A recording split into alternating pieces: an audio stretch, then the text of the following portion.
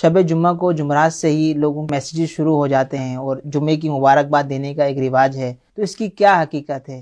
جمعۃ المبارک ایک عظیم دن ہے اور بابرکت دن ہے، جس دن کے اندر برکتیں رحمتیں ہی اللہ کی چھماچھم برستی ہیں، دنوں کا سردار ہے، اس کو عید بھی کہا گیا ہے۔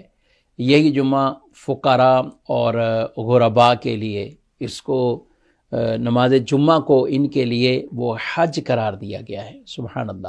تو جمعہ ہے ہی مبارک ہے، جمعہ ویسی برکتوں والا ہے، اس کی کوئی اگر مبارکباد دیتا ہے، جمعہ مبارک کہتا ہے، بالکل جائز ہے۔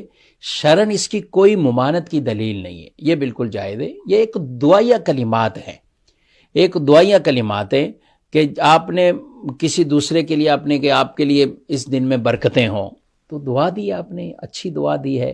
اور دعا دینا یہ کیا، یہ ہمیں روایات میں اس کا ثبوت نہیں ملتا کہ ہم کہیں کہ کسی دوسرے کو دعا دیے۔ بھئی آج دنیا کے اندر اگر غور کریں، کسی کی شادی ہوئی تو کوئی کہے شادی مبارک، تو کیا شادی مبارک کے لیے اس کو پہلے یہ دکھانا پڑے گا کہ یہ کس صحابی نے مبارک دی ہے؟ اچھا، آپ کے یہاں کسی کی جاب لگتی ہے تو نوکری مبارک، اچھا جی، آپ کے کوئی انعام نکل آیا، انعام مبارک، اچھا کوئی اور خوشی ملی تو یہ مبارک، کاروبار میں کوئی اچھی ترقی ہے تو یہ مبارک۔ تو یہ کتنی مبارکیں آپ دیتے ہیں؟ تو دن بھر کے اندر کہیں یا مہینوں میں کہیں یا سالوں میں کہیں تو ہم تو مبارکیں اتنی مبارکیں دیتے ہیں، تو کیا کبھی کسی نے یہ سوال نہیں کیا کہ یہ شادی کی مبارک کہاں سے ثابت، یہ مبارک کہاں سے ثابت؟ یہ گھر، یہ ساری مبارکیں لے بھی رہے ہیں دے بھی رہے ہیں، تو بھئی یہ مبارک کیا ہے؟ یہ دعائیں ہیں۔ تو جب اتنی مبارکیں یہ لے رہے ہیں، قبول کر رہے ہیں، تو جمعہ کی مبارک بھی قبول کیجئے، بلکہ یہ دعا برکت کی لیجئے بھی، اور دوسروں کو بھی جمعہ مبارک یہ آپ کہیے اور یہ دعا دیا کریں۔ بہرحال اس کے ناجائز ہونے پر کوئی دلیل نہیں ہے۔ اگر کوئی یہ دعویٰ کرتا ہے کہ اس کے ناجائز ہونے پر، تو پھر اس سے سوال ہے کہ آپ ذرا اس کے ناجائز ہونے پر کوئی ایسی نص بیان کریں، ایسی دلیل بیان کریں۔ محض یہ نہ کہیں کہ یہ عمل چونکہ وہاں نہیں ہوا تھا تو اس لیے یہاں نہیں ہوا۔ آپ صحابہ کرام علیہ مردوان کا نام لکھتے ہیں، آپ لکھتے ہیں رضی اللہ عنہ، تو میں آپ سے پھر یہی سوال کروں گا، حضرات صحابہ کرام علیہ مردوان سے آپ مجھے یہ ثابت کر کے بتائیں کون کن کے نام لکھتا تھا اور کیسے آگے وہ رضی اللہ عنہ لکھتا تھا۔ ٹھیک ہے، آپ کہیں گے یہ بعد میں رائج ہوا، جب جب نام آتا ہے تو ہم کہتے ہیں تو یہ ابھی جاری ہوا، رائج ہوا۔ تو بھئی یہ بھی کیا ہے؟ ایک اچھا عمل ہے، یعنی آپ نے ان کے لیے رضی اللہ عنہ لکھا، اولیاء کا ذکر کرتے ہیں رحمت اللہ تعالی علیہ، یہ لکھتے ہیں، تو کیا اس کے لیے خاص طور پر کوئی صحابی کا قول بتانا ہوگا یا حدیث بتانا ہوگا؟ اس کے لیے ہمیں حصول ایک روایت میں واضح طور پر بیان کر دیا گیا، ما رأى المسلمون حسنا فهو عند اللہ حسن۔ مسلمان جسے اچھا جانتے ہیں اللہ کے نزدیک بھی وہ حسن ہے، وہ اچھا ہے۔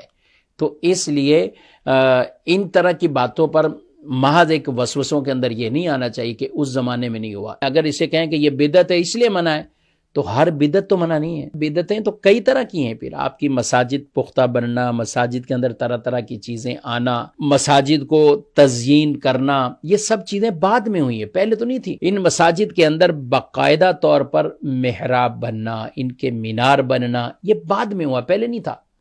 لیکن کیا اسے کوئی ناجائز کہے گا؟ مدارس کی باقاعدہ تعمیرات کرنا اور باقاعدہ مدارس بنانا کیا پہلے تھا؟ اس مدارس میں خاص نصاب پڑھانا کیا پہلے تھا؟ حالانکہ یہ دین کے نام پہ سب کر رہے ہیں۔